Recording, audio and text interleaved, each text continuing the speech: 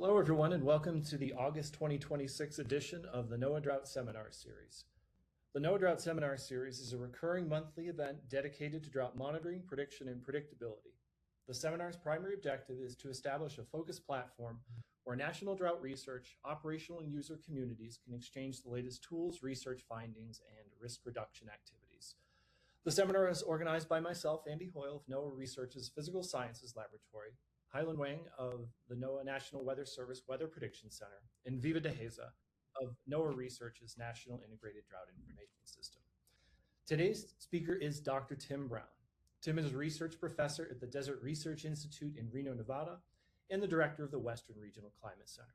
His primary interests include wildfire climate and fire weather connections, the wildfire environment, applications development for wildfire management planning, decision-making and policy, the interface between science and decision-making, and user engagement through the deliberate co-production of knowledge. Tim joins us to present on drought and its relation to fire, given our current understanding from research and practitioner knowledge. He will extensively cover the classic fire behavior triangle of topography, fuel, and fire weather from a drought perspective. His talk is very timely, and we are excited to have Tim be with us. Thank you for joining us, Tim, and please begin. All right, thank you, Andy. Hello, everyone. Let me get screen shared. Here we go.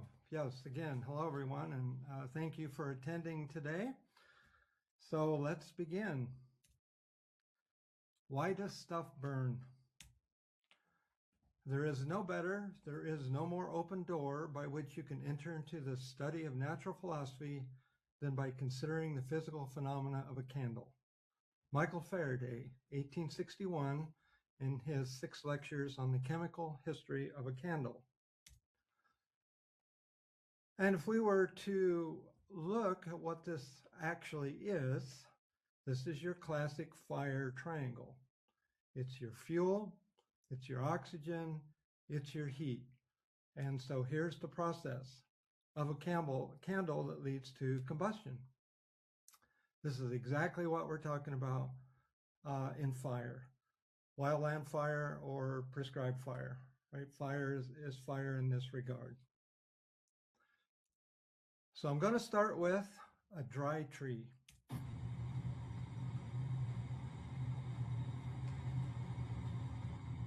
Obviously, the one on the left is a water tree. The one on the right is the dry tree. Notice on the clocks, how quickly the dry tree is engulfed in flame. This is what happens when you don't water your tree in the Christmas tree in the living room. And now here's a bunch of dry trees. Camera is set up inside the forest. This is a research camera. This is actually a research experimental burn, but it will give you a sense of what it's like being inside of a fire.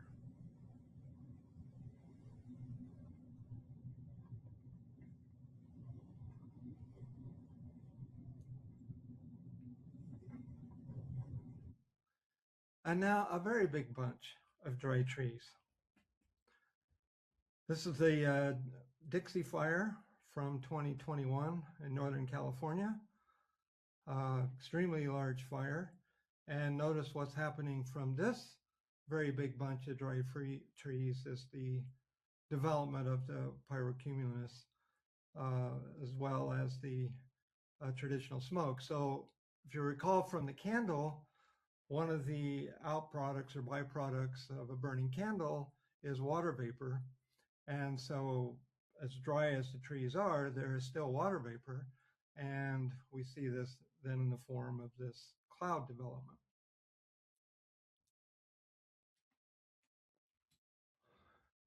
This is basically the idea of landscapes go through wetting and drying changes. And this is from a camera location in Northern California, actually pointing toward the direction of the campfire. That was 2018. Began in January, and we see that we go through the green up period during the spring, and then when we get into early summer, it begins to dry out again. So we have 2 types of fuels in this image. We have the grasses and the brush. The grasses that we think of as fine fuels is a very important carrier of fire. And of course, the trees, once they become stressed, their flammability will increase and the fire potential increases. I think it's interesting if we think about drought and the history of U.S. fire policy. Back in 1910, the big blow up in the northern Rockies occurred, and what followed a year later was the Weeks Act, which was passed by Congress, and this allowed the U.S. Forest Service to cooperate with states in fire protection, and basically creating the first interagency wildland firefighting effort. And you can see on this drought map, this is a 3-month SPI, that the West was pretty droughty during this time, and so conditions were highly favorable should there have been an ignition. But here's a case where maybe we can say that drought informed or even enabled fire policy. We can see it again actually in 1934, again in the Northwest, but now a lot of Oregon and the Washington area, as well as the Northern Rockies. But there were significant fires through this area that then led to what was known as the 10 a.m. policy. So this was adopted by the Forest Service and stipulated that a fire was to be contained and controlled by 10 a.m. Following the report of a fire. And if that didn't work, then 10 a.m. the next day, and so on. For as many days as it took by 10 a.m. To get that fire under control. This is a very aggressive fire policy, and this led to what was later realized to be fire exclusion. And there's lots of talks that we can do about that. But interestingly, in 1971, the Forest Service began modifying its suppression policy and basically bringing prescribed fire back. And by the way, prescribed fire never left the Southeast. This was largely a Western thing. So this is just a 72-month SPI for ending there in September 1970. So, this is just kind of a qualitative look, but I think there probably has been, a relationship here between drought occurring across the landscape and Forest Service policy. So drought and fire is across many scales. And in this particular depiction, we have temporal time scale on the y-axis and the spatial scale on the x-axis. Lots of things going on in here, but basically we're going from daily scale to millennial scale, weather being the shorter term, transitioning into the climate scales. And so when we talk about these fire events, it's going to be your things like SPI showed or KBDI, we'll talk about that in a minute, or fire danger things, evaporative demand, moisture deficits. And that would be the shorter term. And of course, we think about longer term, then this is going to be related to actual fire regimes. And so spatial scale, right, we're really going from tree to stand to landscape to a full ecoregion. For this talk, we're probably going to stay more on the shorter time scales, I think, and probably more of the shorter temporal scales and the spatial scales in general. Might help to review the plant water cycle. If we've got a tree, basically we have soil storage, which of course there's moisture infiltration from rainfall. There'll be uptake by that vegetation, and then there'll be the evapotranspiration from that vegetation. And so this is a very simplistic view of the process, but we can take a more detailed look because it's important for fuel flammability. The upper part of this chart is the plant water cycle, and then the lower part of the chart is the plant carbon cycle. And there's a box here, the soil water uptake, storage, and transpiration. These are the kind of things we're going to talk about mostly today, but this is really what influences the leaf and the fine branch flammability. And if we go over here, then we're really talking about influences on the whole plant flammability. So there's factors here regarding the plant physiology and the phenology that are pretty important if we're trying to relate drought to actual burning. And is currently research going on by this, which I think is quite interesting, especially by Matt Jolly, is taking some detailed looks at how all these pieces here interplay in terms of flammability. And then there is the regarding the soil moisture part. Here's a graphic from Eric Kruger and team's 2023 paper in IJWF, and basically there's 3 fire danger systems around the world. We have the National Fire Danger Rating System in the US. The Australians have the Australian Fire Danger Rating System. And our system in the US uses this KBDI.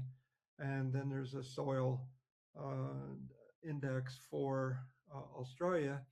And then the Canadian system has actually 3 major soil moisture components. And we're going to focus here actually on both on NFDRS, and then we'll come to the Canadian system.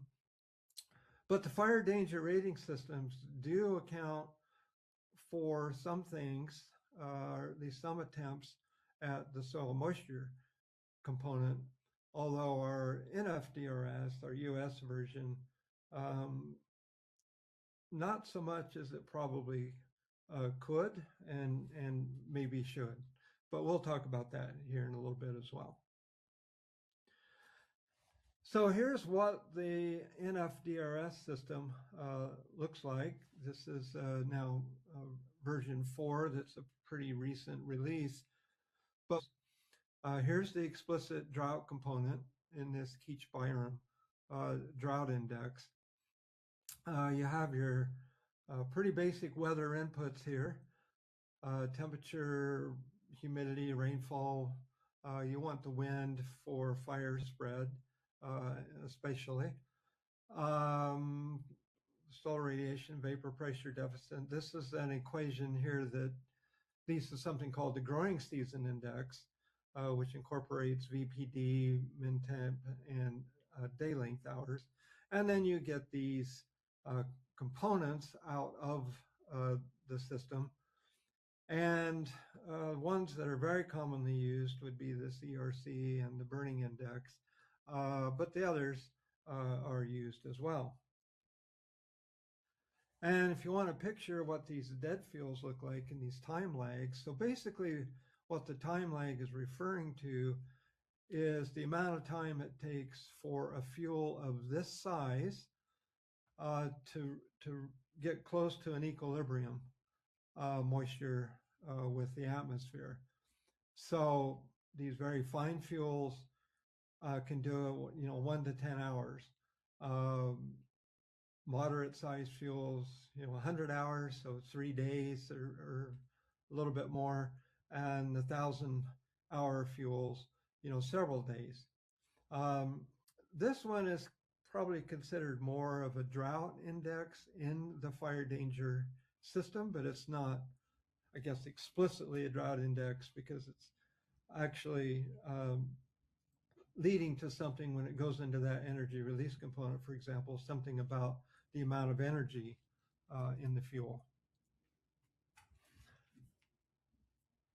And this is just a table that basically represents that picture. So these would be your fuel diameters and the response times in relation to the atmosphere.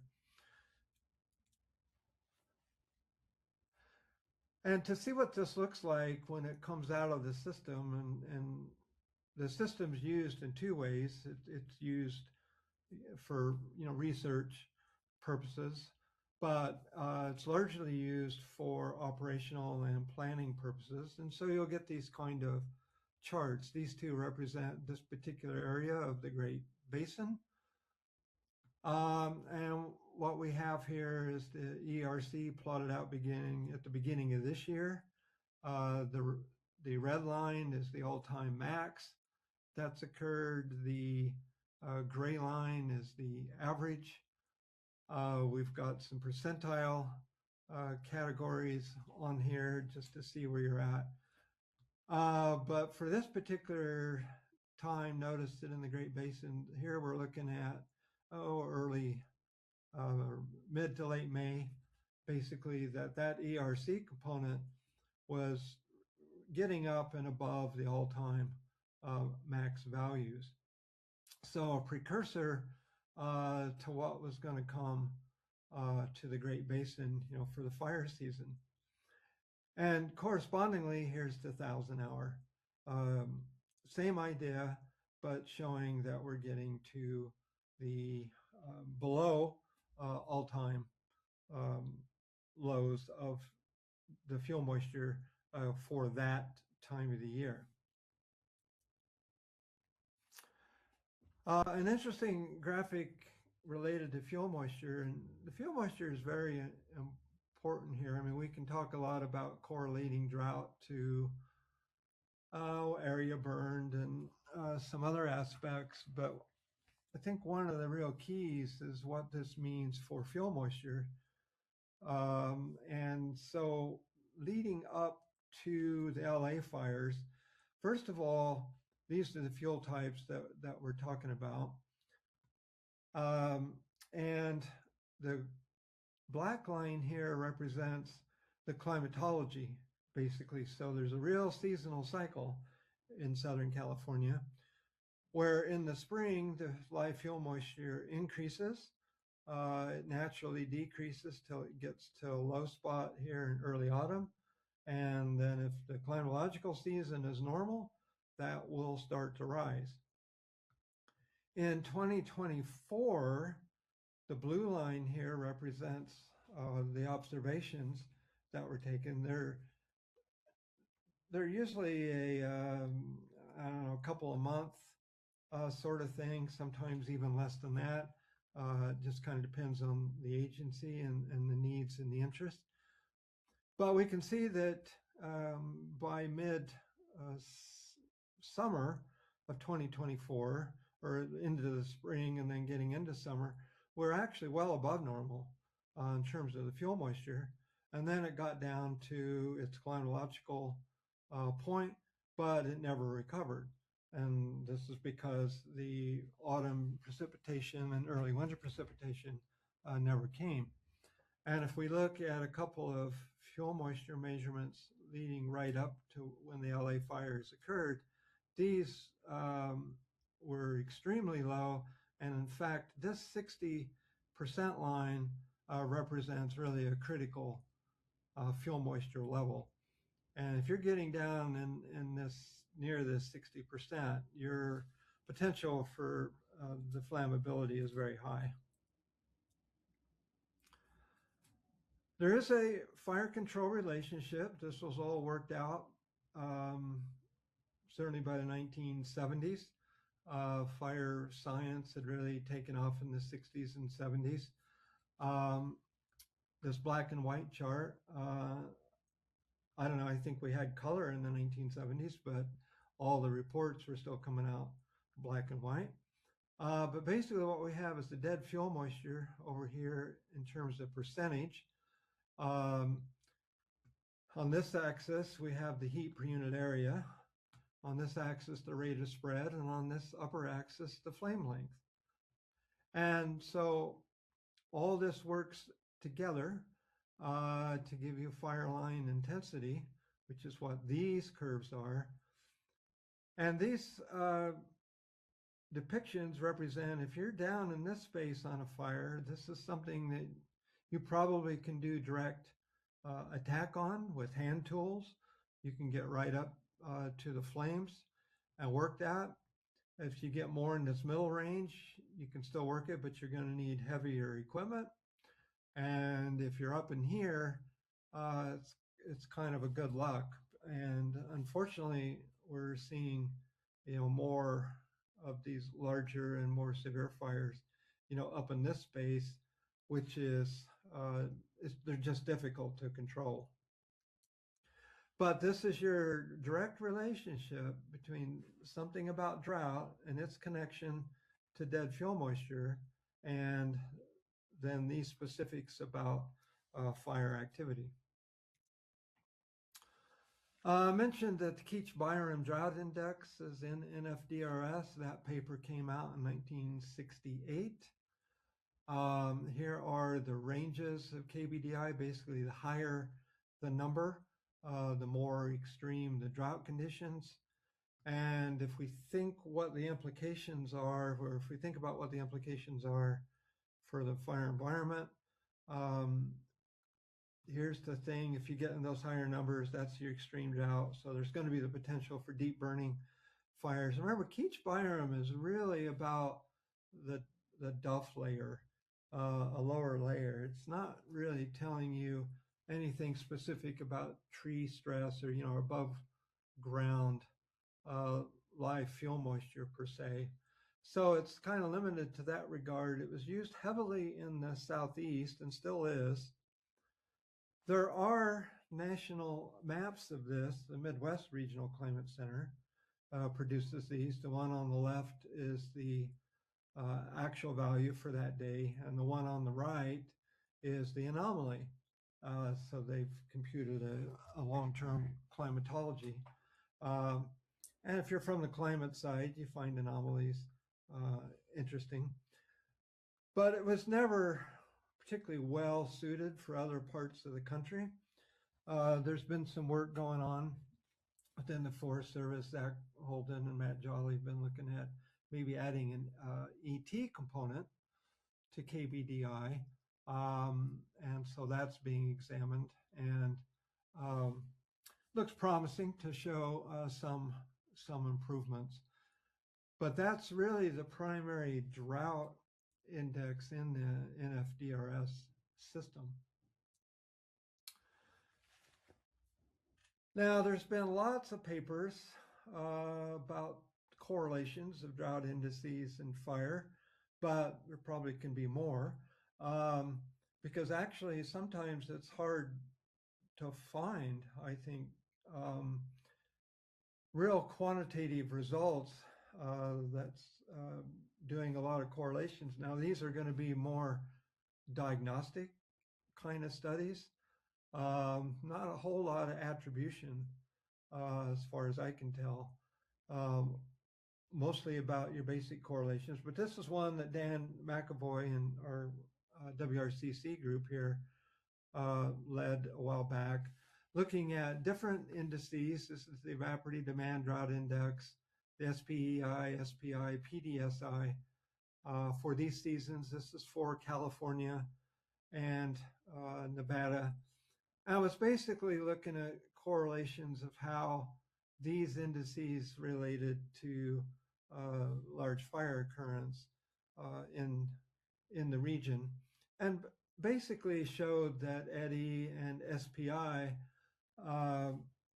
were not all that dissimilar in terms of their correlations, but the two did better or had higher correlations than the SPI and the PDSI. And as a result of this, EDI's been one of those that's indicators that's starting to be used more and more in fire management. There's a recent paper that's been submitted. We'll see how that goes. Hopefully this isn't too complex looking. But the U.S. has these ecoregions defined here. I'm not going to go into lots of detail with this. Basically, what I want to show is here's the eddy um, here, ranging from -1 to +2 on all these graphs, and then the x-axis is 1 week out to 12 months. This dashed line is at the 0.5 eddy, and anything above that, you're starting to get into the drought ranges. If you look at actual eddy, that would correspond, the colors would correspond to what you see on the drought monitor maps. What we were looking for and what the interest is here is to what extent for fires and larger fires, where does eddy fall and over what time ranges? And for many of these ecosystems, eddy is falling, at the 0.5 or above. So, not surprisingly, I guess this suggests that eddy could give you potential for longer lead times, in some cases even up to a year, about the potential for fire. But another way to look at this, and which is actually my favorite one, is the extent that these values, if you have a 0.5 or higher, and that's your underlying condition, and now you're thinking about, say, doing a prescribed fire, you're certainly not interested in having an escape of that prescribed fire, so you're following your checklist. All your today's parameters are all in alignment. You do your test burn. That looks good. And so now you go ahead and do the burn. But if something were to go wrong, you have this underlying condition that your eddy value, for example, is at a place where it's common for wildfires to occur, or even larger wildfires. So that's one of the primary ways we're interested in this. And another way, and this is just an example, Dan's working on this one, so this is a preliminary result. So it's one thing to talk about drought's relationship, say, to area burned, but I think it's probably more important to think about, well, just what was the impact of that? And so there's something called burn severity, and there's a data set for that. And so again, you can take the same concept and look at over an eddy timescale, what is that in relation to fire severity? This happens to be for California. Dan's looking at lots of different examples of this. But if 0.5 or even 0.4, somewhere in that range is of interest. But in this particular example, notice that, all the fire severity, say high, that's your worst case. This is certainly all happening with positive eddy. So again, by itself, that's not a particularly surprising result, given the relationship between drought and fuel moisture. But it's the idea of, well, are there some thresholds here or some patterns that are worth highlighting? Eric Kruger and team, again, in that 2023 IJWF, did a nice summary of different papers from the soil moisture perspective. So remember, we're really talking about two things here, the uptake part and the evapotranspiration part. They divided their papers up through 2022 anyway, of whether it was a wildfire focus or whether it was a fuel and fuel moisture focus. There's another page of the list.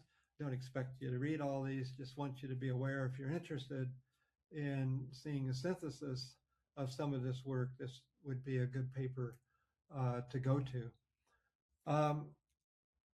I kind of think that the fuel moisture thing is one of the more critical pieces of this. There's been a lot of work in Australia about looking at soil moisture and live fuel moisture content.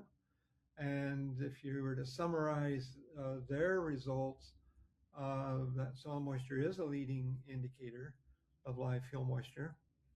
Not surprisingly, it's going to vary spatially in terms of its strength, but that the live fuel moisture content can be predicted with pretty good skill and a simple model where you're using soil moisture as a predictor. So soil moisture is certainly an important part of fire, but so is, I think, the evaporative demand. And I'll give you one example of this. Again, this is a map from Eric's paper.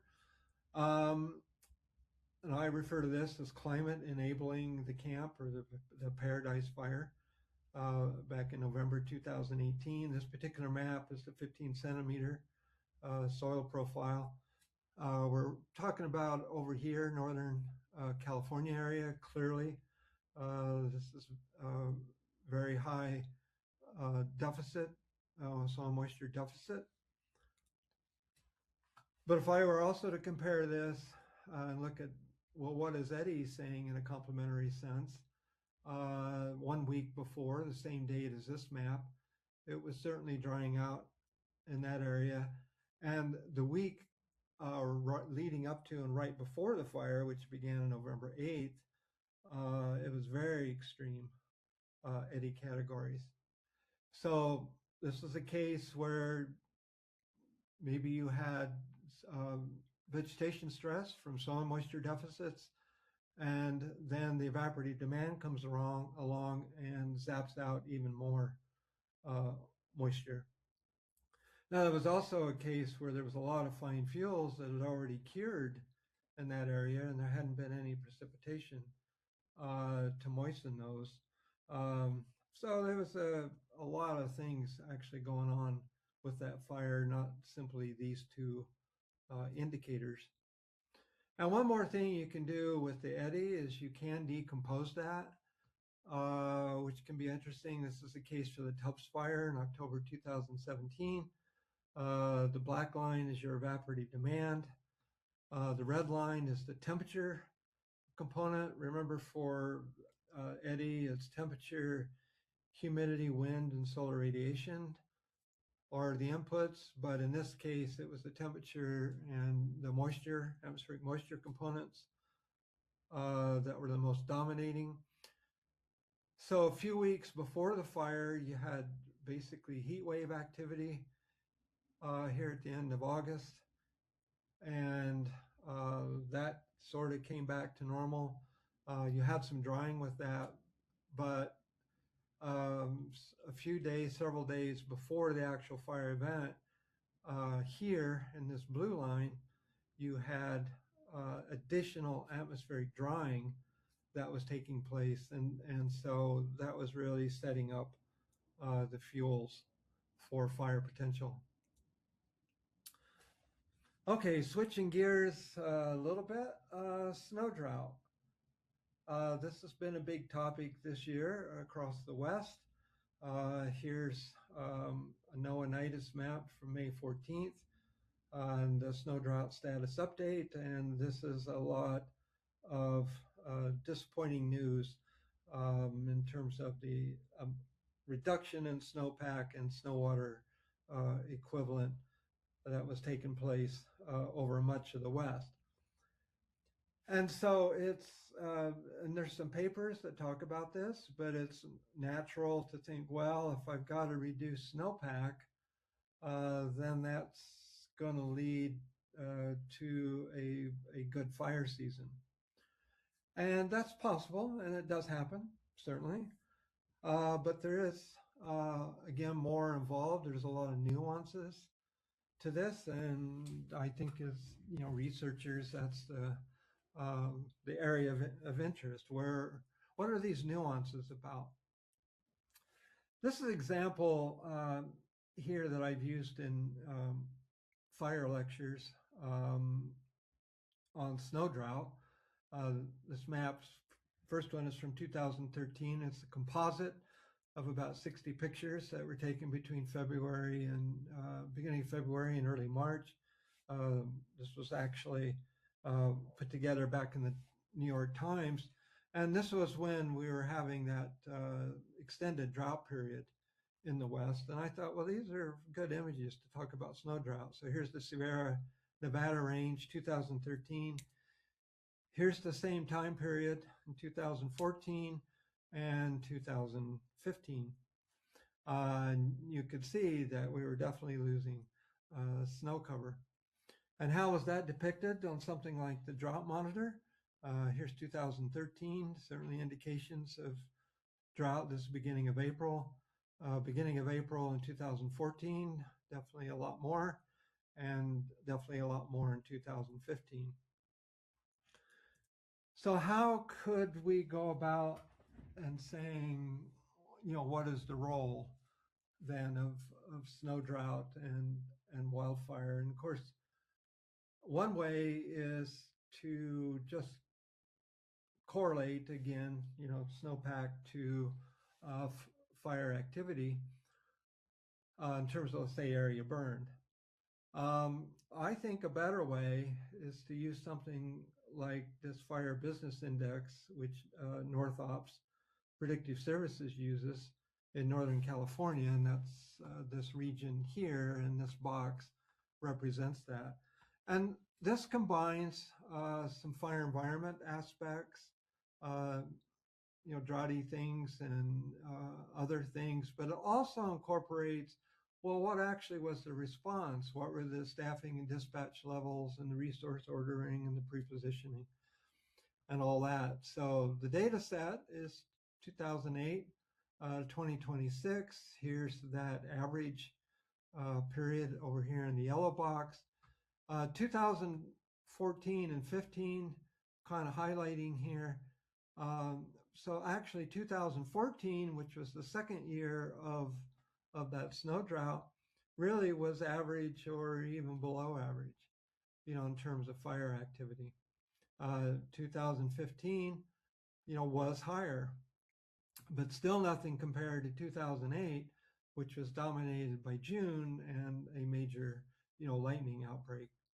So this is an area that we're thinking about expanding more into other regions as well, and trying to combine not just the physical aspects of drought and fire, but also the fire management components of that and how it all comes together.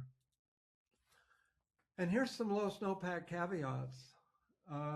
What's going on in the spring? So yeah, let's say you have a low snow year. Well, what happens in the spring is going to be important. Is that wet or dry? Summer heat waves are going to be important. If you've got a good one, that's at 3 to 5 days, that's going to make a difference.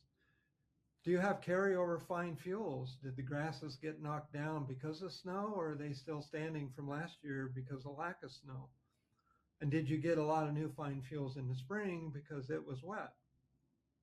Are you talking about areas that have had previous fire?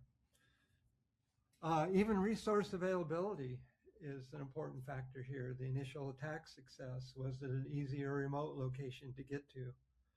And then, of course, the length of the drought for your larger fuel types. When does tree stress occur, actually, and therefore the flammability increase? Drought informs the fire outlooks. They use all kinds of things, almost anything they can get a hold of. Predictive Services will look at the drought monitor, soil moisture, precipitation, the outlooks, all these things. And when I'm referring to the fire potential outlook, it's these types of maps. This particular set was released on June 1st, indicating concerns in the Pacific Northwest. And I think you've probably all seen in the news how that's been turning out. All right, so in terms of research needs, I guess I used the phrase gappiness here. This is out of a paper by Littell in 2018. It's really talking about different aspects of fire, but drought as a major component. And so I I like this and prefer to think about things as, you know, there's these three areas. There's systems knowledge, target knowledge, and transformation knowledge. So better predictions and understanding of the drought fire dynamic, right, are only one part of the knowledge required in the cycle of wildfire impacts. So as we do drought kinds of research, I think it's highly relevant to think, well, where does that fit in, you know, in these types of areas?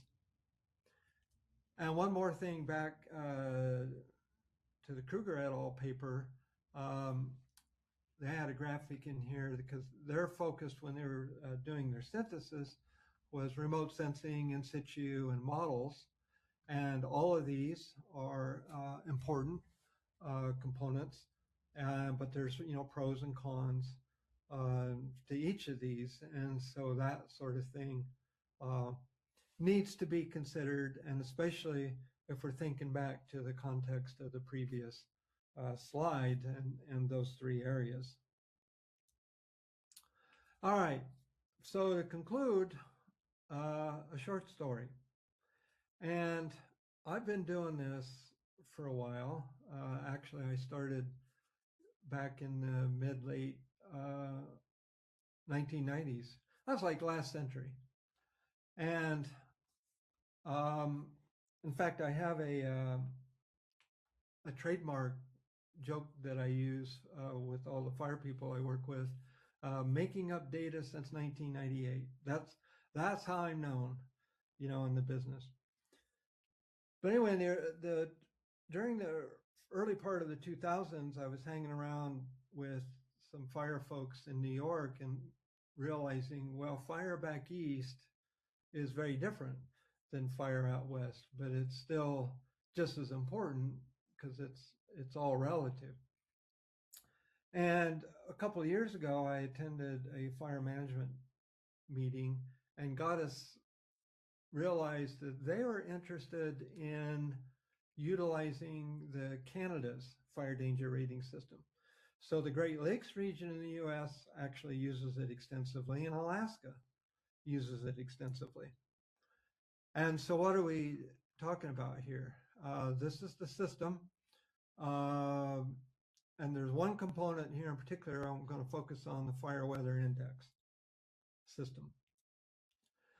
And that system has three direct drought components in it. And actually this buildup index is also very related because that's telling you something about the energy that's built up in the fuels.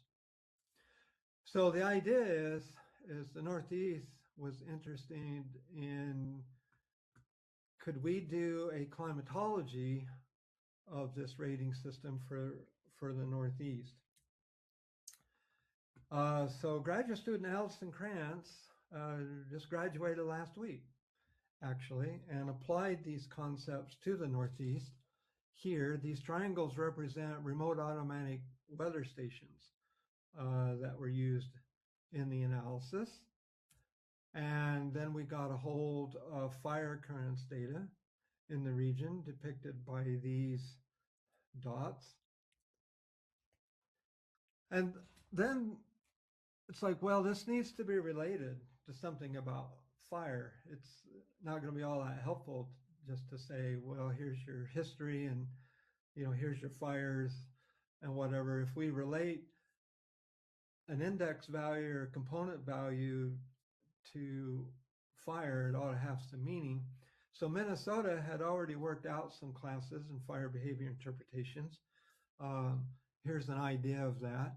And we thought, well, this should be a good starting point for the Northeast, although it's going to need to be tuned by the Northeast, and it's going to need to involve the fire folks in the Northeast to do that. We didn't make it as far as to tuning, but we got it set up so that can, and even through all the process that we did, we worked very closely with management in the Northeast and produced all kinds of graphics, all different regions around the area. And you can see strong correlations here, and you begin to ask, well, why are these strong? And before you get too excited, you realize, oh, well, in this particular case, the spread index is a function of the fine fuel moisture code. So yeah, they should be very related. But what you can do is look at the Minnesota thresholds for each, which is identified by the vertical and the horizontal dashed lines. And maybe there's something special going on into where some of these fires land. And when you do that, and you also break it out by different seasons, as done here, the components, and then we realize that for classifications, say moderate and higher, it's always about either the fine fuel moisture code, the drought code, the Duff moisture code, the buildup index. All of these are critical elements to fire, in the Northeast. So folks were pretty happy to see that. And this wasn't part of Allison's thesis, but we went ahead and now we're testing RTMA using that. So they've got gridded data to look at and actually applying NDFD daily forecasts for them to test and to think about. So this is a story about taking something drought. And by the way, NIDIS was behind us. They helped support this all the way through. So we've got something from a concept of an idea all the way down to an application that's already in use when the thesis ink is still wet. There's my postcard. Greetings from Reno, Nevada. So thank you for your time. And Andy, I guess if there's time for questions, I'll see what I can do. Yeah, that was fantastic, Tim. Thank you so much. Hylan will now moderate the question and answer session. Yeah, thanks, Andy, and thank you, Tim, for the excellent and also amusing presentation. I'm Helen Wang from Weather Prediction Center at NOAA. So next, I'm just going to moderate the Q&A session. So the first question is, historically, what aspect of communicating these different elements of the drought-fire relationship has been the most difficult? And what do those folks tasked with communicating these risks today struggle with? Yeah, so on the first part, primarily, so there's an element that's an interagency element called predictive services. There are 10 of them around the country, and they have meteorologists staffed. And this is really the interface between, say, the meteorology and the climate to fire management. So that's the pathway for that. Largely. Now, of course, there are fire managers out there that are interested in this directly, and they will certainly check things out. There's even in your prescribed fire checklist, there's elements in there that you got to say something about drought. So burn bosses, for example, are looking at this type of information, or maybe they are, checking with their predictive services meteorologist. The second part, sorry, was what again? What do those folks tasked with communicating these risks today struggle with?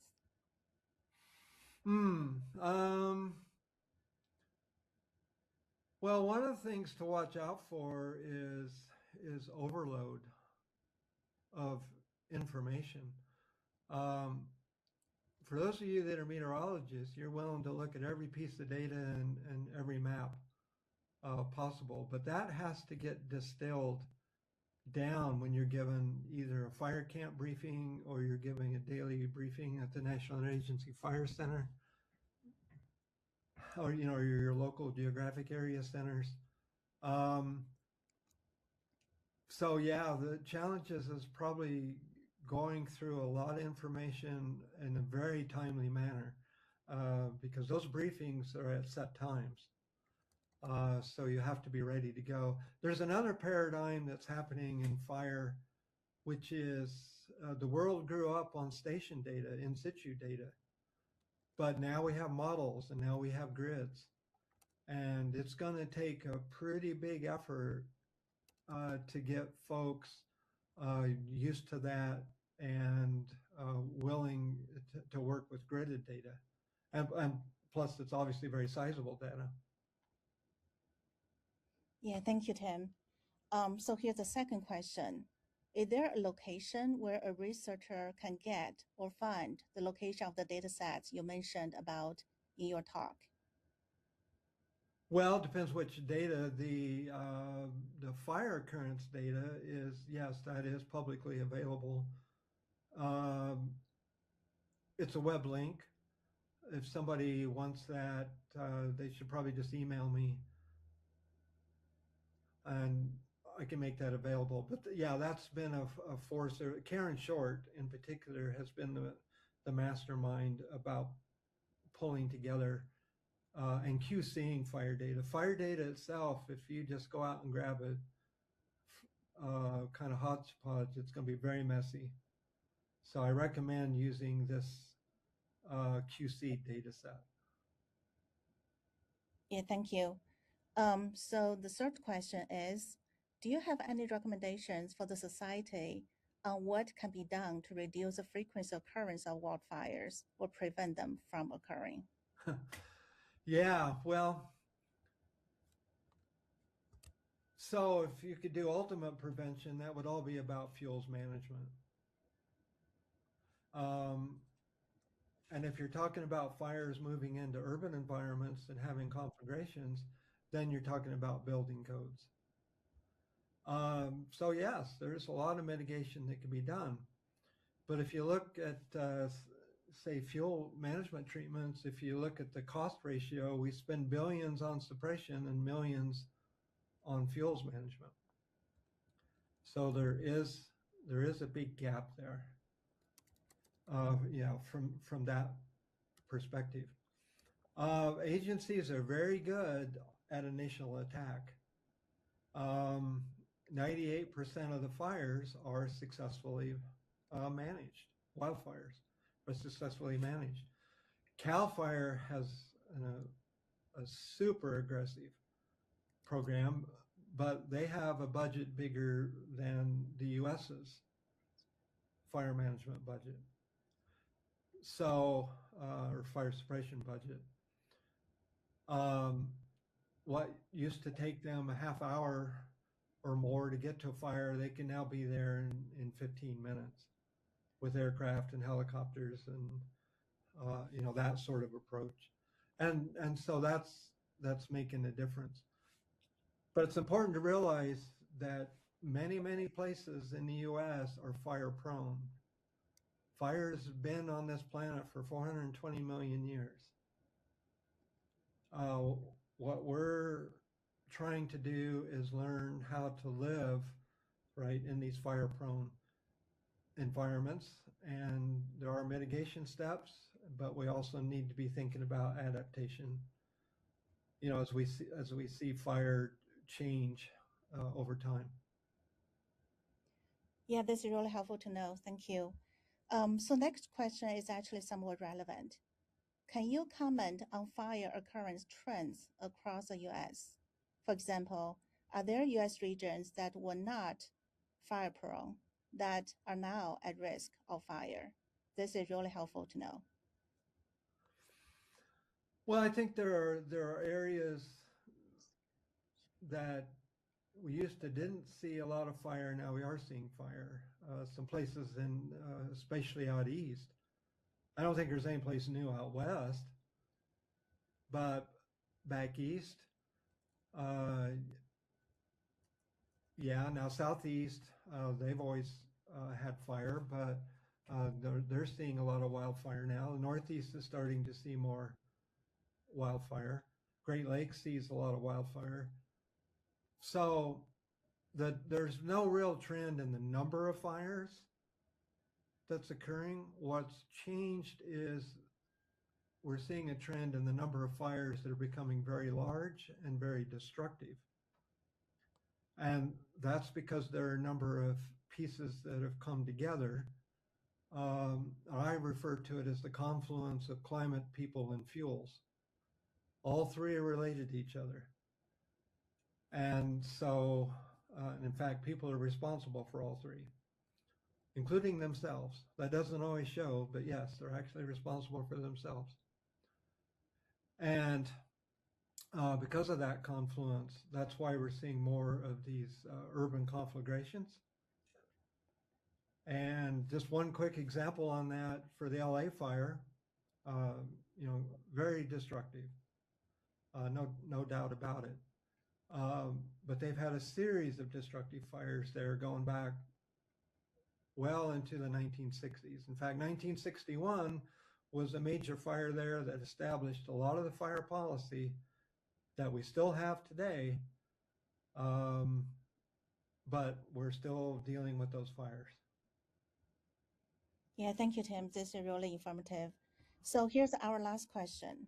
I am a meteorologist at the National Weather Service, WFO, in the upper peninsula of Michigan, and we're heading into an El Nino winter. Do you have any recommendations for operational snow drought products for the eastern U.S.? Do you happen to know if there are some in development? Fabulous talk. Thank you. Yeah, snow drought was the question? Yes. Yeah. I'd have to think about that one. It's not, yeah, that one's not readily coming to my mind. By the way, is a meteorologist an IMAT? Yeah, maybe you can discuss this offline. Yeah, I think in the interest of time, we can stop here. And here's thank you again to our audience for your really great questions. And thanks very much again, Tim, for addressing them. So All now right. back to Wendy.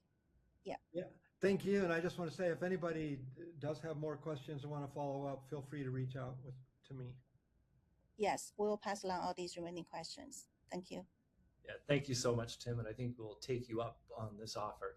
Thanks to everybody for attending the August 2026 edition of the NOAA Drought Seminar Series.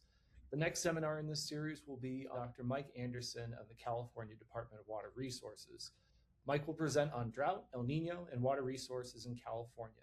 So once again, thank you very much for attending, and we hope to see you again next month. Goodbye.